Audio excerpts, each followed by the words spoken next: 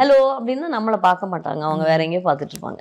அவன் ஆனா இப்பெல்லாம் வந்து பார்த்து சிரிக்கிறான், இல்ல கோச்சுக்கிறான். இன்னொரு குழந்தை வீட்டுல எடுத்துக்கணும், வளர்க்கணும் அப்படிங்கிற ஒரு விஷயம் வந்து எவ்வளவு இம்பார்ட்டன்ஸ்னு நினைக்கிறீங்க மேம்? அடாப்ட் பண்ணிக்கங்கன்னு நிறைய பேர் சொன்னாங்க. எங்க அம்மா நிறைய தடவை கோச்சிட்டு கதவெல்லாம் சாத்திருக்காங்க. ஒரு பொறுப்பு போதும், ரெண்டாவது பொறுப்பு வேண்டாம்ன்றதுதான். ஜெஜே படத்துல அந்த நடிச்சிட்டு இருக்கும்போது எப்படி இருந்தது, அதுக்கப்புறம் பார்க்கும்போது எப்படி இருந்தது? உன் தமிழே வித்தியாசமா இருக்கு. அவினாஷ் சார் பார்த்துட்டு நீங்க 2 பேரும் காதலிச்சு திருமணம் பண்ணீங்க. அந்த காலகட்டம் எப்படி இருந்தது மேம்? காதல் எல்லாம் சொல்லாதீங்க, அதெல்லாம் பெரிய வார்த்தை. எங்க அம்மாக்கு என்னன்னா, இதை யார் கல்யாணம் பண்ணிப்பாங்க, இவ்வளோ பேசு சண்டை வரும். உன்னாலையா என்னாலையா, யார் தப்பு, உன் தப்பா உன் தப்பா என் தப்பா, உங்க அப்பா அம்மா உங்க சைட்ல தான் ஏதோ இருந்தது பிரச்சனை, கரெக்ட், இல்ல எங்க சைட்ல தான் ஏதோ பிரச்சனை, பிளேமிங். மூணாவது வந்து யார் பாத்துக்க போறாங்க? ஏன்னா யாரோ ஒருத்தர் முழு நேரத்தை கொடுக்கணுமே அதுக்கு, இல்லையா? உங்களுக்கு வந்து 6 மாச குழந்தை, 1 வயசு குழந்தைய வந்து யார்கிட்ட விட்டு போவீங்க? மெயினா வருது வந்து உங்க வீட்டுல யாருக்கோ இருந்திருக்கு, நீங்க சொல்லாம கல்யாணம் பண்ணிட்டீங்க. ஸோ அதனால அந்த ஜெனட்டிக் டெஸ்ட் யாருமே பண்றது இல்லை, ஏன்னா அது காட்டி கொடுத்துரும். இப்போ ட்ரிகர் நமக்கு தெரியுது இல்ல, எங்க சண்டை வரதுக்கான காரணம், எது உனக்கு கோவம் வரும், எது எனக்கு கோவம் வரும், எனக்கு தெரியும்ல. ஒரு புருஷனுக்கு எது கோவம் வருது, பொண்டாட்டிக்கு எது கோவம் வருது, 2 பேருக்கும் தெரியும். தெரிஞ்சுதான் சண்டை போடுறாங்க. ஆமா, கத்தலாம், மேக்ஸிமம் கத்திப்போ, ஃபோனை விட்டு எறியறது, விட்டு எரிஞ்சிட்டு போ, உன் ஃபோன் தான் உடையுது, டிவியில் அப்படி கையை, அவரை தான் ஜிம் பாடியாச்சு அப்படி கொண்டு போய் டிவியில் கையில் பண்ணிட்டு போ அப்படின்னு விட்டுட்டேன் நான். So 1 person has to withdraw. யாரோ ஒருத்தர் ஸ்ட்ராங்கா இருக்கணும் அந்த விஷயத்துல. நான் இந்த குழந்தைக்காகவே சொல்லல, ஜென்ரலா சொல்றேன். யாரோ ஒருத்தர் வந்து சைலண்ட் ஆயிட்டா சண்டை எப்படிங்க? பேச்சுக்கு பேச்சு தானே, அது வாக்குவாதம் இன்க்ரீஸ் ஆயிட்டே போகுது. அது பிரில்லியண்டா ஹேண்டில் பண்றது ரொம்ப பெரிய விஷயம். அது ஒரு எமோஷன் அப்படிங்கிறது வந்து அது கண்ட்ரோல் பண்ண தெரியாதனால தானே சண்டை வருது. எல்லாமே எப்பவுமே சொல்ல வேண்டிய அவசியம் இல்லை, எல்லாமே எப்பவுமே அப்போ உடனே தீர்த்துக்கணுமா? எல்லாத்தையும் நிதானம் உட்காந்து பேசுறது அப்படின்றது. நார்மல் டெலிவரி நல்லா ஆரோக்கியமா பிறந்த குழந்தைக்கே போஸ்ட்மார்ட்டம் டிப்ரெஷன். அதுதான் சொல்றேன் நான். ஐயோ இதே நான் அலறிட்டே இருக்குது, இது அடங்கவே அடங்காது அந்த குழந்தை, இது என்னைக்கு ஏஞ்சி உட்காரும், இது தூங்கவே மாட்டேங்குதே. அதுக்கு பகல் இரவு தெரியாதுல்ல குழந்தைக்கு, டே நைட் தெரியாது. இது என்ன நமக்கு தூக்கம் வரும்போது இது தூங்க மாட்டேங்குது அப்படின்றது. இது எல்லாமே எஸ்பெஷலி ஃபார் ஒர்க்கிங் விமன் நான் சொல்கிறேன். டெவலப்மெண்டல் டிலேன்றது உடனே தெரிஞ்சு போச்சு. ஃபர்ஸ்ட் ஆஃப் ஆல் மூச்சே விட முடியல அவனால். அந்த 5வது மாதம் வந்து அவங்க வந்து ஒரு ஸ்கேன் ஒன்று பண்ணுவாங்க, அனாமலி ஸ்கேன்.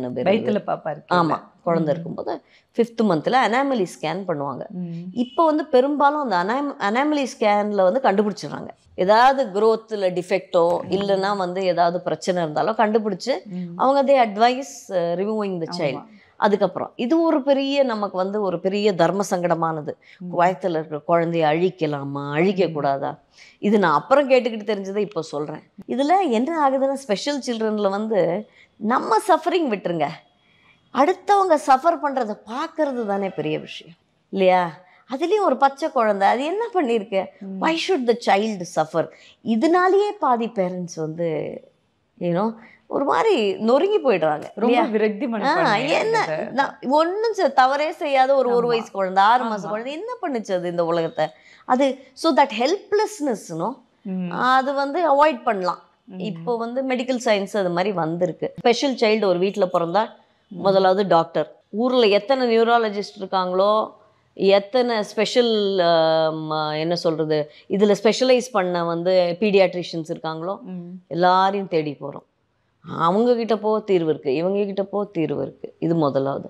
2வது, இந்த கோவிலுக்கு போ நல்லது நடக்கும், அந்த கோவிலுக்கு போ, ரோட்டில் போகிறவரெல்லாம் சொல்லுவான் இங்கே போங்க சரியாயிடும், ஓகே கோவில்.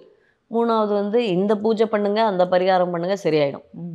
இப்படியே வாழ்க்கை ஒரு 5-6 வருஷம் எல்லாருக்கும் ஓடும். அப்பா அம்மா என்ன எதிர்பார்க்குறாங்க குழந்தைகிட்டேருந்து? ஃபர்ஸ்ட் அம்மானு கூப்பிடணுன்றது தானே. அதுவே நமக்கு கிடையாது, என்னை யாரும் அம்மானே கூப்பிட்டது கிடையாது. He has a very rare problem. It's called Wolf Hirschhorn syndrome. Wolf Hirschhorn சிண்ட்ரோம்ன்றது வந்து எனக்கு அது தெரிஞ்சுக்கிறதுக்கு அவனுடைய 12வது வயசோ 13வது வயசோ ஆயிடுச்சு. பார்க்க எல்லார் மாதிரியும் தான் இருக்குது இந்த குழந்தை. யூஸ்வலாக ஸ்பெஷல் சில்ட்ரன் தான் அந்த மொங்கோலாய்டு ஃபீச்சர்ஸ் இருக்கும் இல்லையா, சைனீஸ் இந்த கண்ணு இடுங்கி இருக்கும் இல்லையா, முகம் நீங்கள் பார்த்த உடனே தெரிஞ்சிடும் டிஃபெக்ட் இருக்குது குழந்தைக்குன்னு. அந்த கண்கள் தான் காட்டி கொடுக்கும். மெயினாக மொங்கோலாய்டு ஃபீச்சர்ஸ் இருக்கும். அது மாதிரி கல்லோட ஷேப், ஹெட்டோட ஷேப். இவனோடது வந்து டெவலப்மெண்டல் டிலே இருந்ததை தவிர்த்து பார்க்க ரொம்ப அழகாக இருந்தான். அவனுக்கு பேச்சு வரலன்றது தெரியுது, அவனால் ஏஞ்சி உட்கார முடியலன்றது தெரியுது. அதனால் எதனாலன்னு தெரியல. ரொம்ப வருஷங்க neurologist eventually we did what is called genetic test. நீங்கள் இப்போ சண்டை வருதுன்னு சொன்னீங்களே, ஆமாம், நாளைக்கு உயிரோடு இருப்பானானே டெய்லி இருக்கும். நான் கிட்டத்தட்ட நான் நினைக்கிறேன் இப்போ அவனுக்கு 16 வயசு, 15 வருஷம் நாங்கள் தூங்கவே இல்லை 2 பேரும்.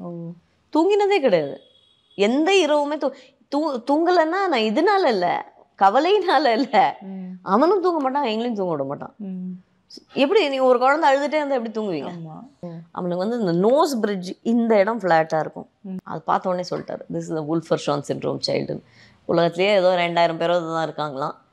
அவர் வந்து நீங்களும் காரணம் இல்லை, அவரும் காரணம் இல்லை, யூ ஆர் ஜஸ்ட் அன்லக்கின்னாரு. ஓகே, ஜெனட்டிக்காக யாருனாலையும் இல்லை, அது குரோமோசோமல் ப்ராப்ளம். அந்த XY குரோமோசோமில் ஹெட்டு கட் ஆயிருக்கு. தெரியறதுக்குள்ளே இதெல்லாம் ஆயிடுச்சுன்னு வச்சுக்கோங்க. எல்லா கோவிலுக்கும் போயாச்சு, எல்லாம் யார் தாயத்து கொடுத்தாலும் வாங்கி கட்டியாச்சு, யார் திருநீர் கொடுத்தாலும் வச்சாச்சு, யார் குங்குமம் கொடுத்தாலும் வச்சாச்சு, இந்த ஜோசியர்கிட்ட போ, எல்லாரும் பண்றோங்க. அதை தெரியறது இல்லை, அவ்வளவுதான். அதுக்காக நாங்க பண்ணலன்னா நான் பொய் சொல்ல மாட்டேன், எல்லாரும் பண்றோம். அந்த time then at one point because இவன் என்ன பிரச்சனைனே புரியலையே நமக்கு, என்ன பிரச்சனைன்னு தெரியாம எப்படி ட்ரீட் பண்ணுவீங்க?